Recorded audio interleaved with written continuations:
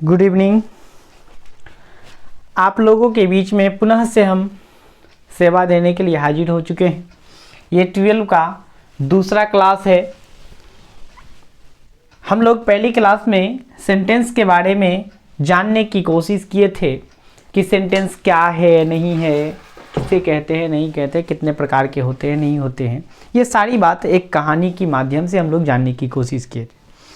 दोस्तों, हम आपके समय को बचाने के लिए यहाँ पहले से लिख लिए हैं। इसका मतलब ये नहीं समझिएगा कि पहले से कॉपी में से छाप करके देख करके या क्या किया है, नहीं किया है वगैरह वगैरह। आप लोगों के मन में बहुत सारी बातें आती होगी कि पहले से क्यों लिख दिया गया है। तो पहले से इसलिए लिख दिया गया है कि इतनी बातों को हम फिर से पुनः से लिखते तो आपका इतना समय बर्बाद होता, इसीलिए पहले से हम इसको लिख चुके हैं। कल हम आपको बताए थे एक सेब की कहानी।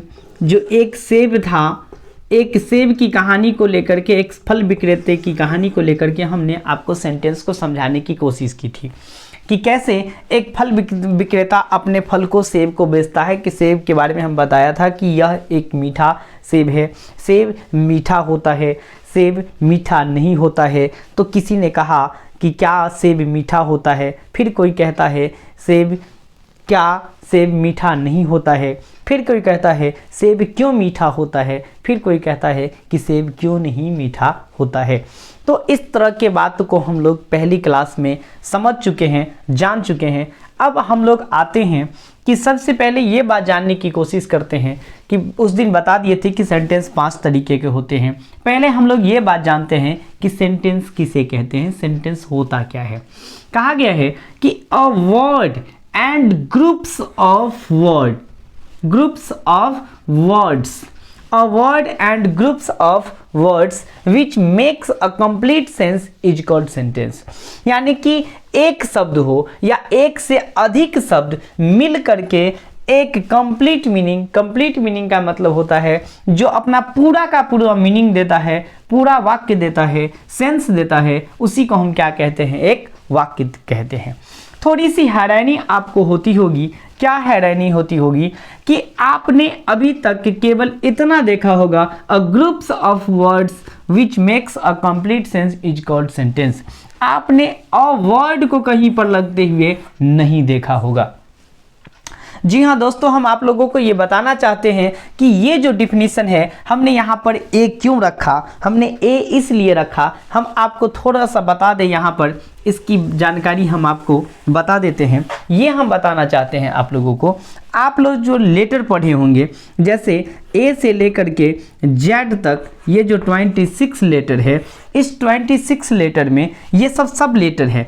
क्या इस लेटर में कोई ऐसा एक लेटर है जो लेटर भी है या शब्द भी है? लेटर भी है और शब्द भी है। क्या आपको ये बात जानकारी है? जी नहीं, आपको जानकारी नहीं होगा। इसलिए जानकारी नहीं होगा क्योंकि डिफिनीशन वहां पर क्या कहा गया है, groups of letter which makes a complete sense is called word. यानी कि अक्षरों का समूह जिससे एक सार्थक अर्थ का निर्माण होता है, उसी को हम क्या कहते हैं, शब्द कहते हैं।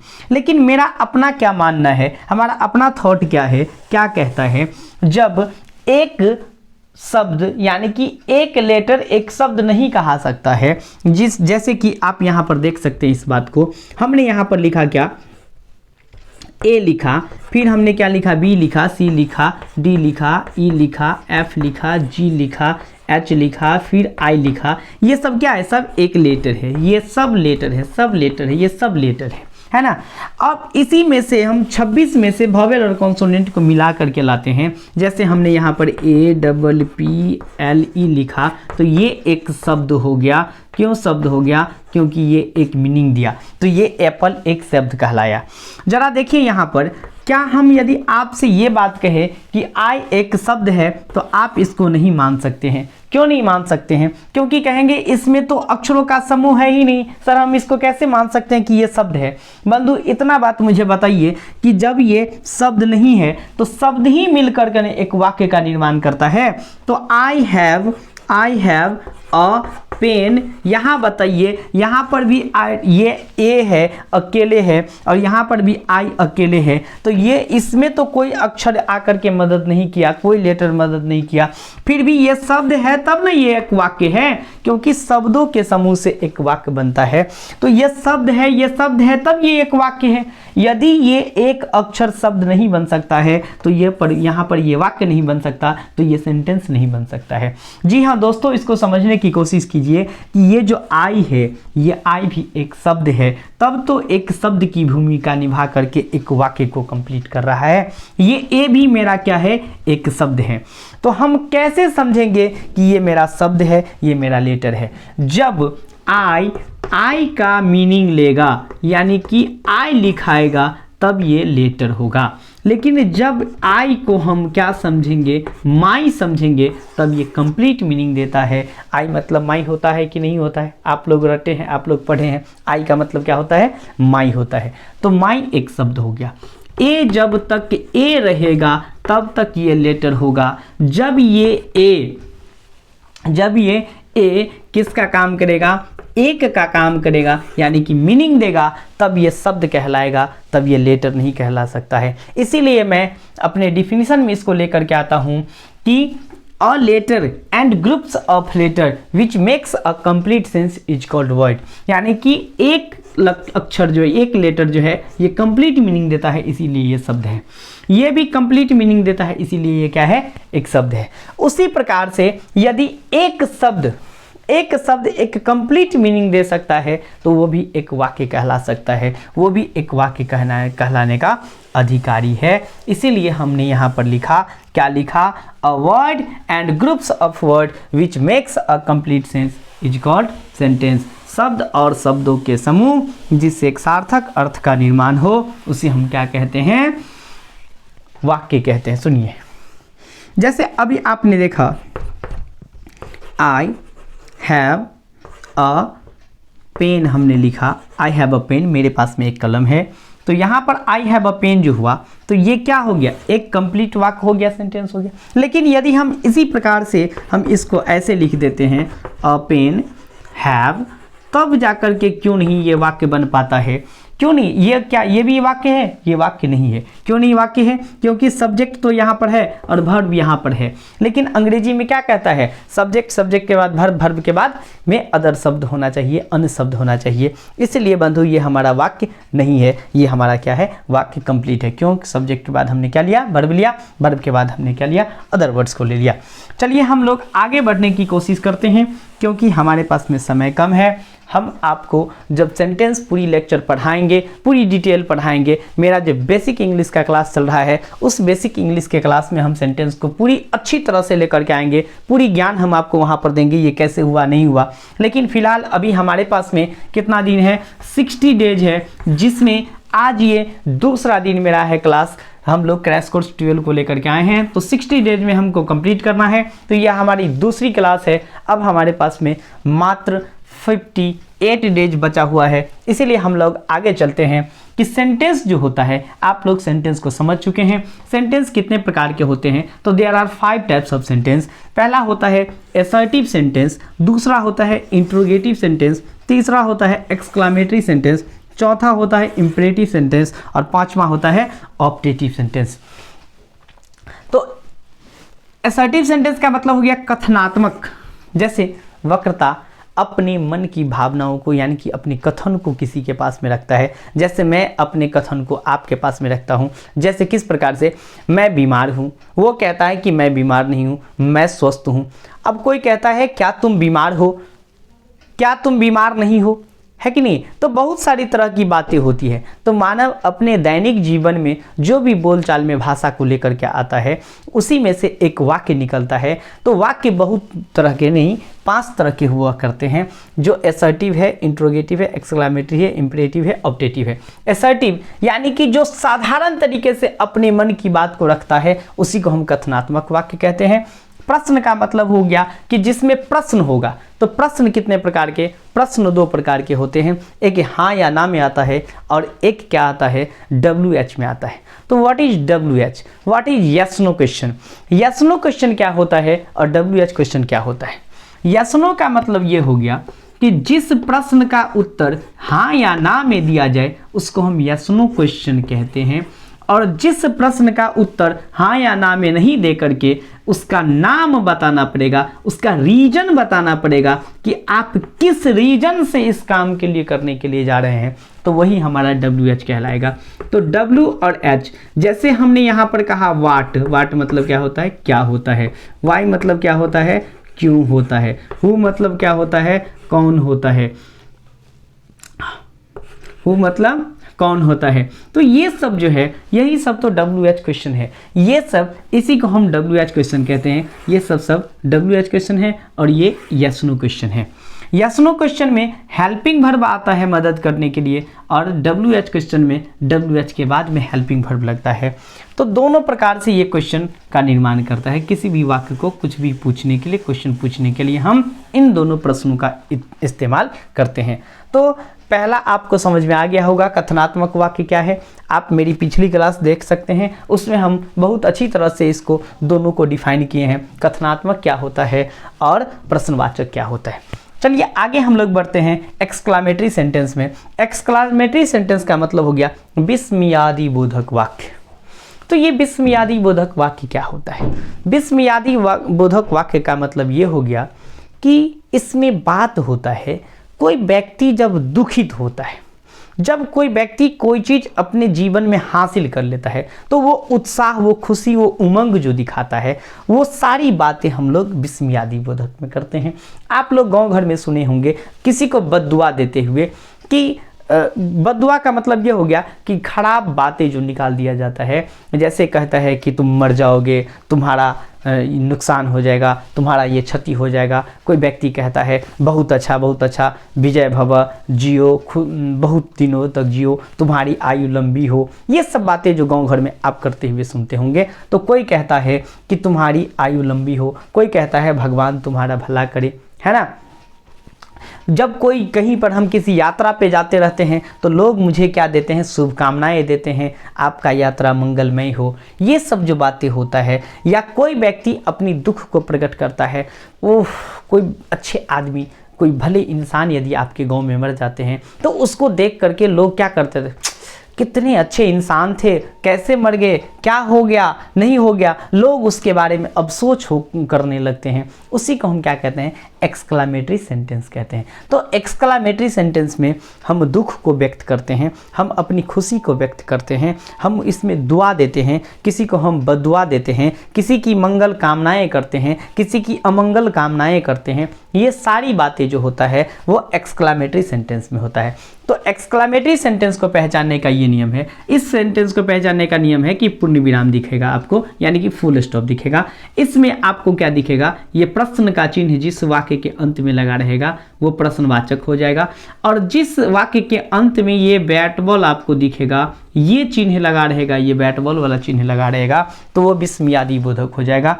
आदेश क्या होता है, अब अगले हम आगे बढ़ते हैं इंपरेटिव सेंटेंस पे। आदेशात्मक वाक्य, ये आदेशात्मक वाक्य क्या होता है। आदेश का मतलब आप लोग समझिए गए होंगे, कमांड। कमांड का मतलब क्या होता है, जैसे अब मेरे पास में ये बल्ब है, पंखा है, स्विच है, हम जाकर के क्या करते हैं, स्विच ऐसे टिप देते हैं, तो हम उस स्विच को क्या देते हैं, आदेश देते हैं, कमांड देते हैं। कमांड देते हैं, कभी हम उसको बंद करते हैं, कभी हम उसको चालू करते हैं। उसी तरह से आपको भी कोई आदेश देता होगा। कैसे आदेश देता होगा, जैसे आपके मम्मी ने कहा बाबू पानी लेके आओ, तो ये क्या है, आदेश है, आप पानी लेकर के आते हैं। यदि आप पानी लेकर के नहीं आते हैं तो आपको मार पड़ता है। फिर कोई व्यक्ति आपसे कहता है चलो वहाँ जाओ, आपसे ये भी आदेश दिया जा रहा है।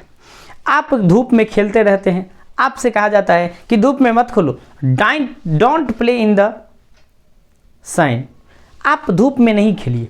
आपको कहता है, जैसे ये इलेक्ट्रिक का बल्ब है, इलेक्ट्रिक का बल्ब है या इलेक्ट्रिक का वायर है, और हम जानते हैं कि ये खतरा है, तो मुझसे कहता है कि डोंट टच दिस वायर, इस वायर में मत छुओ, यानी कि इसको मत छुओ। तो ये क्या है, हमें आदेश दे रहा है।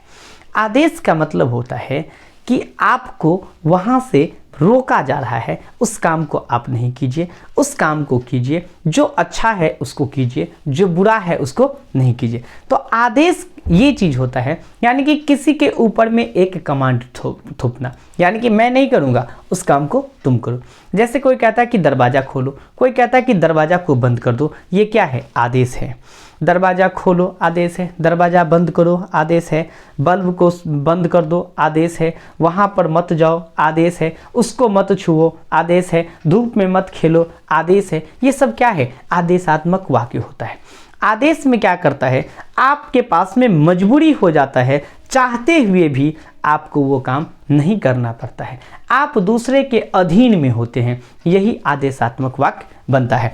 आप दूसरे के अधीन में कैसे होगे? अब जैसे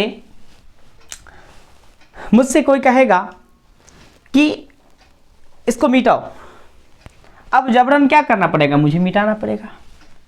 ये भी मेरा एक आदेश हो गया, किसी ने मुझे दिया, तो आदेश वो चीज होता है। उसके बाद हम आगे आदेश में एक और बात हो जाता है, तो यहाँ पर न चाहते हुए ने आपने जो किया, तो ये एक आदेश तो है, इसको हम ऑर्डर तो कहते हैं, लेकिन ऑर्डर में एक और ऑर्डर होता है, एक पोलाइट ऑर्डर जिसको हम विनम्र कहते हैं, यानी कि विनम्रता से किया गया आदेश ही होता है, लेकिन वो विनम्रता से किया जाता है। अब जैसे किसी को ये डस्टर चाहिए, तो मुझसे क्या कहेगा? Please give me duster. अब ये जो प्लीज वर्ड आ गया, तो इसमें जो प्लीज लगा, please give me a duster, या please give me a book, please give me, या प्लीज हेल्प मी। तो प्लीज हेल्प मी ये क्या? पोलाइट विनम्र है, हम किसी को विनम्रता से इस काम को कह रहे हैं करने के लिए। आदेश में हम किसी न किसी से कोई काम करवाते ही हैं, हम स्वयं नहीं करते हैं, हम किसी से कोई ना कोई करवाते ही हैं। यदि जबरन गर्दन दबा करके किसी से कोई काम करवाया गया तो वो ऑर्डर कहलाता है, और रिक्वेस्ट करके विनम्रता से यदि हम किसी से कोई काम करवाते हैं तो वो हमारा रिक्वेस्ट हो गया। वो हम वहाँ पर हम क्या करते हैं? प्लीज और काइंडली का इस्तेमाल करके रिक्वेस्ट करके हम किसी से कोई चीज़ करवाते हैं, या कोई हम मंगवाते हैं, या हम उस चीज़ को लेते हैं। ये हमारा ऑर्डर हो गया। अब यह क्या है? ऑप्टेटिव सेंटेंस, यानी कि इच्छा सूचक वाक्य। इच्छा सूचक का मतलब क्या होता है? इच्छा से ही आपको पता चल गया होगा कि जब कोई व्यक्ति, कोई भी व्यक्ति हो, हर एक व्यक्ति का कोई ना अपना एक न एक इच्छा होता है। जैसे आपका भी इच्छा होगा कि मैं इंटर में इतना नंबर लाऊं, लेकिन वास्तव में काल्पनिक में वो चीज़ तो नहीं है। तो वास्तव में जो मेरे पास में नहीं है, वास्तव में जो चीज़ नहीं होता है और जिसकी हम इच्छा रखते हैं, वही तो इच्छा हुआ, वही तो इच्छा सूचक हुआ। जैसे आपके मन में होता होगा कि काश मैं भी शिक्षक होता, मैं भी YouTube पे पढ़ाता, इसी तरह से मुझे भी लोग देखता। ये क्या है? इच्छा है।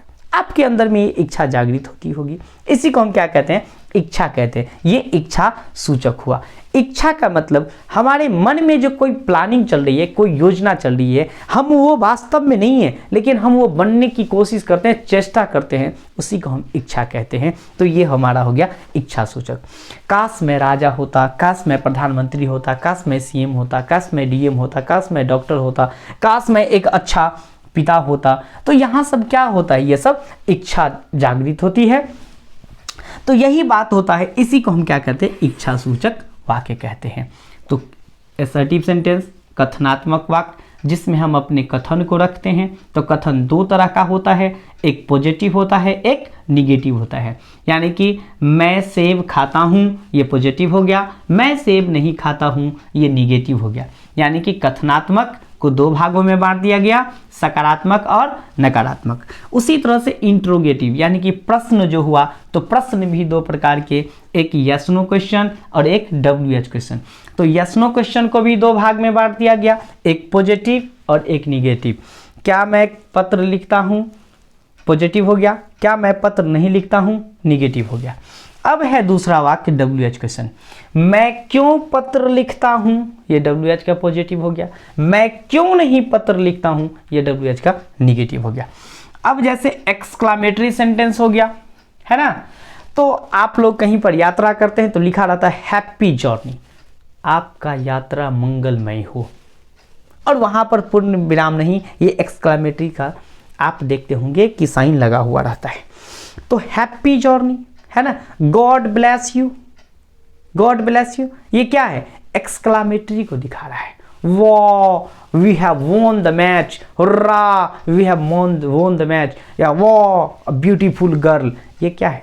ये एक्सक्लेमेटरी सेंटेंस है। आप किसी भी चीज को देख करके आश्चर्यचकित हो जाते हैं, आप दुखित हो जाते हैं, आप खुश हो जाते हैं, किसी को दुआ देते हैं, किसी को बद्दुआ देते हैं, किसी की मंगल कामना करते हैं, किसी की अमंगल कामना करते हैं, कोई किसी को दुआ बद्दुआ ये सब जो देता है, यही विस्मयादि बोधक वाक्य कहलाता है।